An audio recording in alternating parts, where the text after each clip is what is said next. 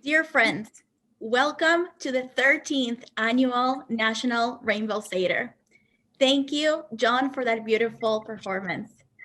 Please, everyone, take a moment to rename yourselves in the Zoom and include your pronouns. Thank you all for being here with us virtually.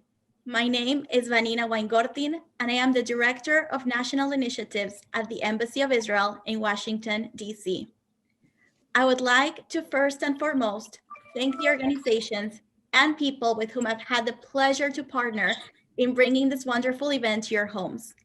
Stacy Miller from the Edlavitch DCJCC, Michael Vazquez from the Human Rights Campaign, and Brian Parks from Bet Mishpachah.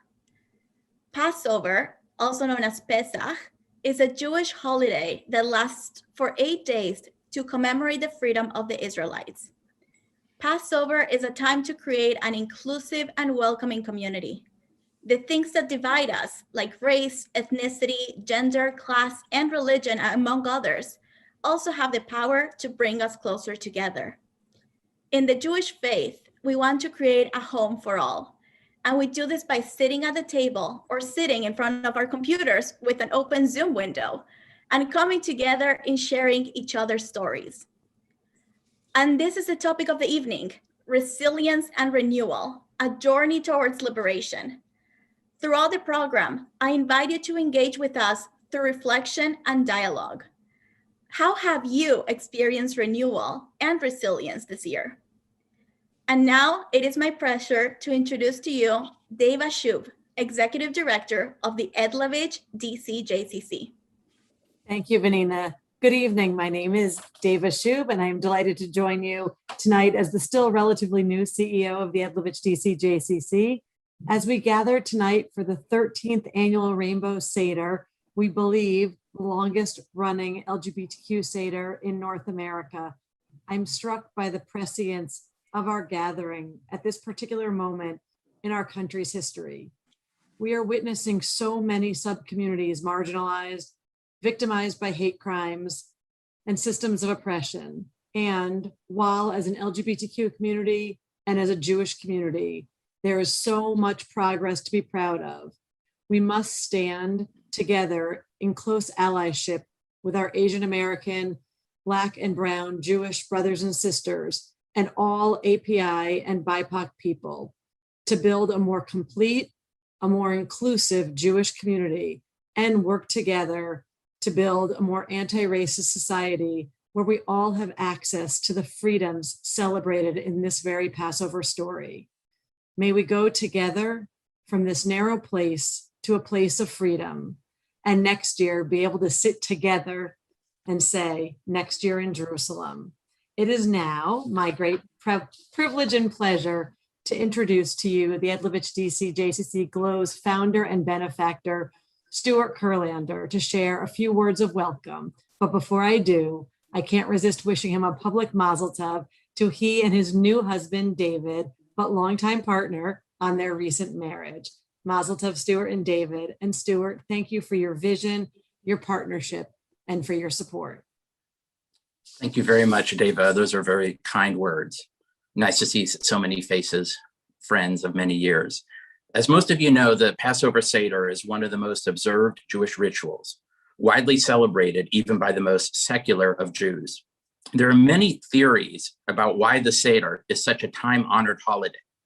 For one, it is enjoyed with family, however defined, and our friends as well. And of course, it's about food, which is obviously a timeless draw for our people. But in all seriousness, the Seder holds and inspires us because it is the telling of the story of our people. And in telling our story, the Seder forms the bedrock of our identity as Jews. And even more amazing than that, the Seder locates our story in our humble beginnings. It is the story of lowly slaves who were brought to freedom and justice by a God who does not want humanity to oppress the stranger simply because the stranger is other or different from the majority, from the mainstream. The Passover Haggadah exhorts us, in each and every generation, a person must see themselves as having gone personally out of Egypt. It's not enough for us to tell our story as a fact of history, of something that only happened to our ancestors. We must identify with the Israelites. We must see them as us in the here and now. At this Rainbow Seder, we fulfill this charge in extraordinary ways, and we add to the richness of the Seder's message. We do so by gathering together as Jews, non-Jews, as LGBTQ people, and their allies. We draw not just from our Jewish narratives, but from our personal narratives and experience of being the stranger. As queer people in a sometimes unfriendly or even hostile environment.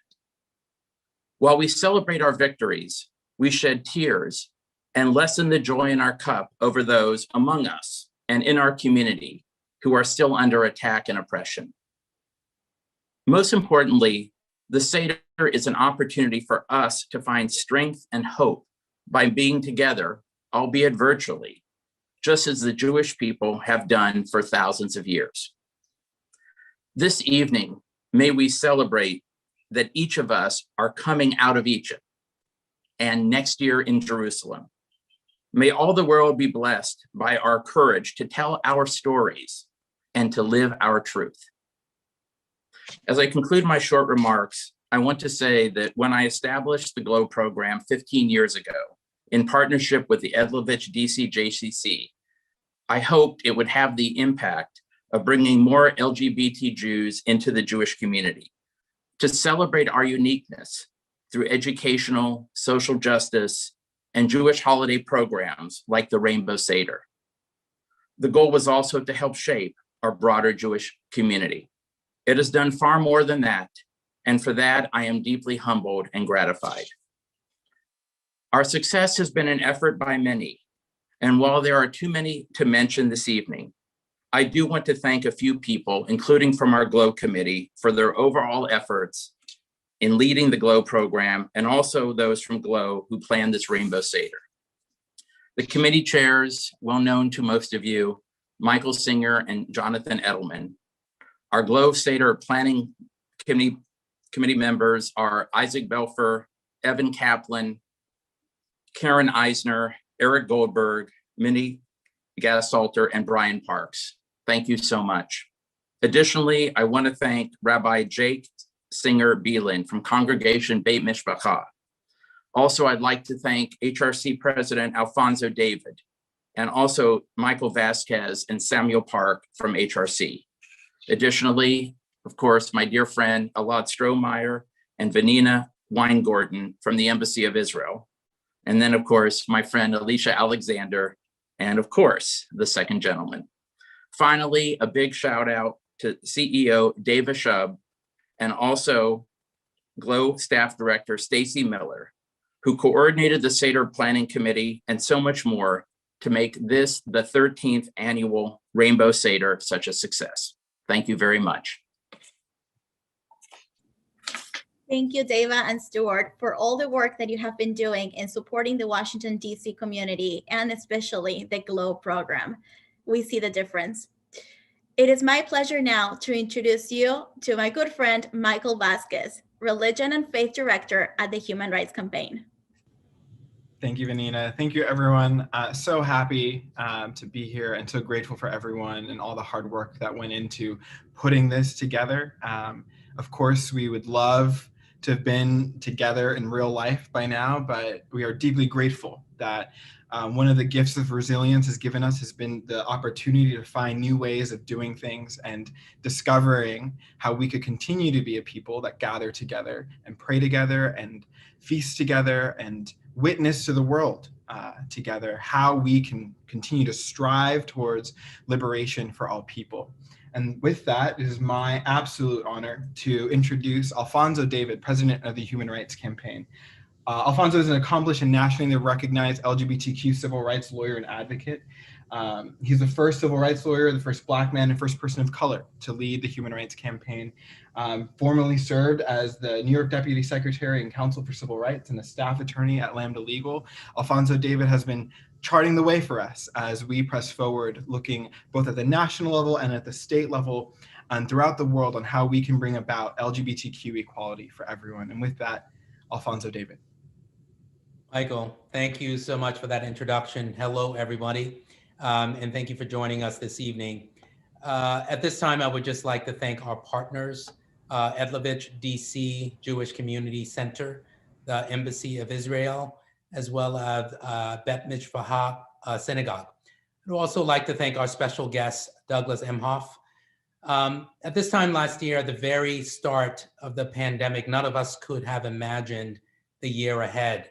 For those of us recognizing Passover or Easter or Eid over Zoom last spring, gathering together virtually felt so novel. But now we are relatively all pros, right? Most of us have sort of figured out how to mute and unmute. I know I being one of them. But just because it has become familiar to some of us doesn't mean that it's become easy. We're not the same people that we were last year. We have lived through isolation and financial and personal hardships. We're not the same families and communities that we were last year. They're beloved parents and friends, siblings and neighbors, partners and colleagues whose chairs are empty. And this past year, we have witnessed some of the darkest chapters of our nation, although we knew that tragically, the hate and division fueling the darkness is really nothing new. With the past administration's unadulterated embrace of white supremacy, we have seen a rising tide of hate violence across our communities and anti-democratic assaults from the highest positions of power. With a former president who referred to neo-Nazis as very fine people, there can be no surprise that there has been a horrifying surge in anti-Semitism in this country. And only this week, 8 people, 6 of whom were Asian women, were killed in an act of hate violence. This tragic loss in Atlanta comes after a year of increased violence and harassment against the AAPI community, one that has been fueled by racism and xenophobia of the past occupants of the White House. We cannot and will not forget those that we have lost this past week or this past year.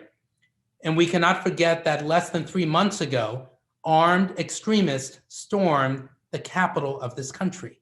Even today, I again imagine the image of a white insurrectionist carrying a Confederate flag through the US Capitol for the first time in our nation's history. Even today, I see yet again the image in my mind of an insurrectionist wearing a swastika on his t-shirt, reflecting Nazi Germany. To be sure, we do now have new leaders in the White House, leaders who believe in the promise of equality for all of us. But just because hate has left the White House doesn't mean that it has disappeared from the fabric of our democracy. It is upon all of us every single day to take action to defeat hate and white supremacy, to transform our systems so that they can truly serve all of us. We must stand in solidarity with all people of faiths. And we have to recognize that LGBTQ people are in every faith community all around the globe.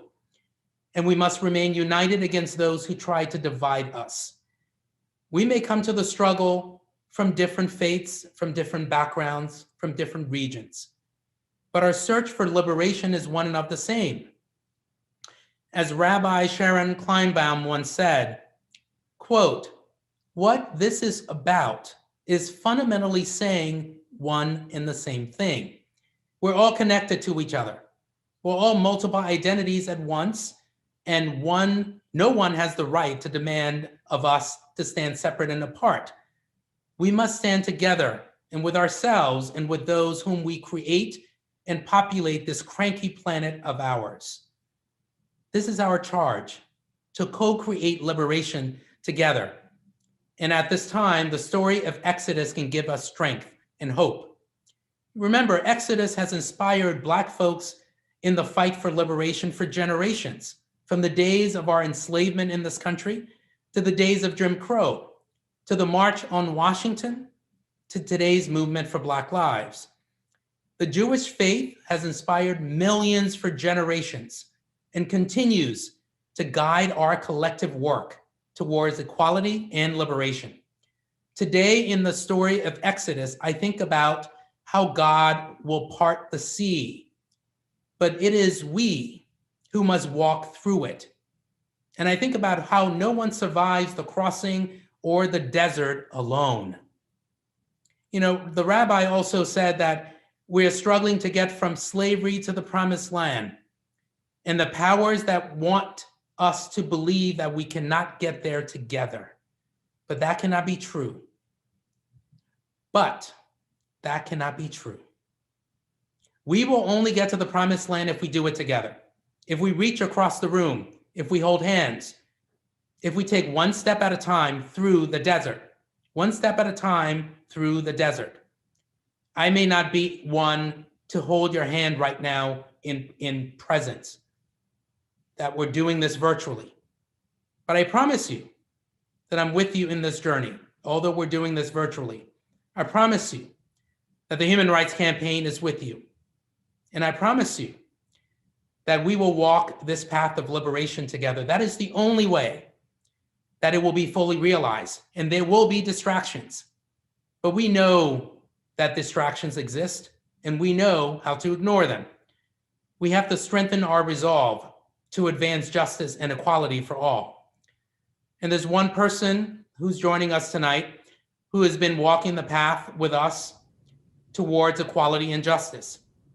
I have the privilege and the honor of introducing a very strong champion for equality, Second Gentleman Douglas Imhof. Mr. Imhof has been a prominent attorney for nearly 30 years. When Vice President Kamala Harris took office in January, Mr. Imhof made history by becoming the first ever spouse of a United States president or vice president of Jewish faith. As second gentleman, Mr. Imhof is using his platform to champion justice, advocate for equality, and continue to act as a vocal proponent of human rights for all. Please help me welcome Second Gentleman of the United States, Douglas Imhof. Hello, everyone. I'm delighted to be with all of you at this year's Rainbow Seder. I want to applaud tonight's co-sponsors for co-hosting this incredibly meaningful gathering. The GLOW program at the Dcjcc, the Human Rights Campaign, Bet Mishpachah, and the Embassy of Israel. Thank you all. I am grateful for the opportunity to participate in this celebration of Passover for the LGBTQ community and allies. I wish I could see all of you in person, but I'm positive that whatever you're wearing looks even better than me in the three-piece velour suit that I wore at my bar mitzvah. It's hard to believe this is the second Passover in a row that we're celebrating virtually. The pandemic has forced us to pause and adjust some of our most cherished traditions and activities. But if we follow the guidelines that help keep us safe, stay socially distanced, wear a mask, get vaccinated when it's your turn, we will win this fight against COVID. Passover has always been one of my favorite holidays. Some of my earliest memories of my own family's Jewish traditions are of my mom dressing me and my siblings in matching outfits to go over to my grandma Ann's house in Brooklyn for Seder. The Seder is where I learned from an early age that Passover holds such power. It is both a very old story about our ancient people's quest for liberation and their exodus from oppression, while at the same time an entirely contemporary story about the ongoing struggle for freedom and justice in an all too often broken world. This narrative rings loud and true for all attending the Rainbow Seder tonight. The journey from oppression to freedom has been our people's narrative for more than 2,000 years, but it is a journey that remains ongoing in this country for many communities. While much progress has been made, the promise of liberty and equality for all LGBTQ individuals remains a crucial struggle in our nation today. This is particularly true in the transgender community, and especially for transgender youth and trans women of color. The Biden-Harris administration is committed to building on the progress that has been made for LGBTQ Americans. We've already seen President Biden take important steps since taking office, including ending the ban on service by transgender individuals in the armed services, appointing my friend, Transportation Secretary Pete Buttigieg, the first openly gay person confirmed to the U.S. Cabinet, and appointing Dr. Rachel Levine, a Jewish transgender woman, to serve as his Assistant Secretary of Health at the Department of Health and Human Services. But there is so much more work to do. As we celebrate another Passover during the pandemic, we remember that Judaism doesn't teach us to only fight for ourselves or only for our own freedom. We are bound in this struggle together. As President Biden said, there is light and hope for better days ahead if we all do our part. And with your help, that is how we will continue to advance freedom for LGBTQ individuals and for all Americans. Just as the traditional Seder ends with hope for the year ahead, I too am hopeful that next year at this time, we will all be gathering together with family and friends and celebrating new advances in the fight for equality. I want to thank you again for giving me the opportunity, virtually, to break matzah with you at this Rainbow Seder. And on behalf of my family and the entire Biden-Harris administration, I want to wish you and your family, whether it's your family of origin or your family of choice, a happy, healthy Passover. Thank you, Michael and Alfonso David, for the ongoing work on inclusion and equality at the Human Rights Campaign. And thank you to our second gentleman, how great does that title sound, Douglas Imhof, for sharing your message with us tonight. It is my pleasure now to introduce you to Elad Strohmeyer, spokesperson at the Embassy of Israel in Washington, D.C. Very much, Vanina. I must say it's very moving to see many familiar and friendly faces here, friends coming together, Stuart and David, Yoni, Billy, Michael, and there are so many, so I won't go through all the list. And this is a traditional Rainbow Seder on its 13th year, it's Bar Mitzvah year, and we're coming together as a community even when we're forced to be apart. It's a great honor to represent the Embassy of Israel in this celebration of liberation and renewal.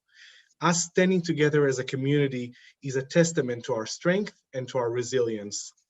On behalf of the Embassy, I wish to thank all the partnering organizations who made this event possible, first and foremost to the Human Rights Campaign for this event and for promoting LGBTQ rights, and of course to our friends at the Edlavitch DCJCC, the GLOBE program, and Bet Mishpachah Synagogue. A special thank you to the second gentleman for your inspiring remarks. I must say that I've heard that you have a nickname among friends, and that's the second mensch. I think your remarks today really stood up to this nickname. As an openly gay man, this celebration means a lot to me. It's a celebration of liberation of the Jewish people from slavery in Egypt, but it's also a celebration of renewal and revival. So it won't come as a surprise that in Israel, Passover is also known as the holiday of spring and freedom. These Passover messages, the quest for freedom and the renewal of springs, are things that I carry with me personally, as we are still fighting to promote equality and tolerance, both in Israel and in the United States. And we have a special treat for you tonight from Israel, a dear friend who symbolizes exactly this quest of freedom and renewal, to be allowed to be who you are and to be accepted and loved without conditions. I wish to introduce Alicia Alexander, a trans activist for the past 15 years in Israel. Alicia served as the director of the trans program at the Tel Aviv LGBTQ Center, and he is the founder and co-CEO of Ma'avarim, an Israeli NGO that was established with the goal to empower and support members of the trans community, facilitating both personal and social change. Ma'avarim aims to bring about positive change in our society, our communities, and in the life of each and every one of us. Ma'avarim is also Hebrew word for passageways or transitions or crossings. So it's only appropriate that this will be the passageway to Alicia, who is in Israel right now. Alicia, we know it's almost midnight over there, so we're grateful you are able to join our virtual Rainbow Seder. Thank you so much, Elad, Vanina, and the embassy for inviting me to the Rainbow Seder. And there's so many amazing guests here. This has been a crazy year. It's been horrible on one hand, but also very transformative. I think you guys had it much harder than we did, but Elad is arguing with me about this. We have our elections in 2 days, so I hope it goes well. We'll see how that works out. As Elad mentioned, Ma'avarim is a trans-led NGO by and for the trans community. We provide information and assistance to the trans community, but we also provide policymakers and professionals with assistance and information about the trans community. We basically are the largest trans knowledge center in Israel. As an organization, we kind of shy away from direct emergency relief, and we focus on impact. How can we help as many people as possible in the most effective ways? But I must say, in 2020, everything was totally different. It was a bit scary, and I must say the thing that worried me most was my aunt and uncle stuck in New York City. They're okay, thank God. But we had our troubles too. Due to the lockdown, Ma'avarim's funding from the state was late, and we were not sure we could keep our doors open. Our financial officer and I decided to take leave without pay and continue our work as volunteers. But with the help of our partners, we managed to stabilize the organization within less than a month. We realized that if we want to help our community, this year will have to be different. The first thing we did is what we do best. We started sending letters to the Ministry of Health, the Ministry of Welfare, and Law Enforcement Authority, requesting that they exercise every precaution and abstain from transphobic treatment towards trans people, and basically explaining the high risk of our community. Because of our request, also the Deputy of Attorney General of Israel also sent a similar request to law enforcement. The second thing we did, we organized special online events with LGBT-friendly doctors so people can feel free to ask questions regarding how to stay safe. We also quieted our community's fears that they might have to stop their regular checkups or that there will be some kind of hormones shortage. People didn't worry only about toilet paper, it turns out. But the most important move, I think, was that we sat down and did the best fundraising we could manage to do in order to help the most marginalized community members. While many groups in Israel had received financial support, such as the elderly and medical teams, there was no one supporting the trans community. We had to fill in the gap.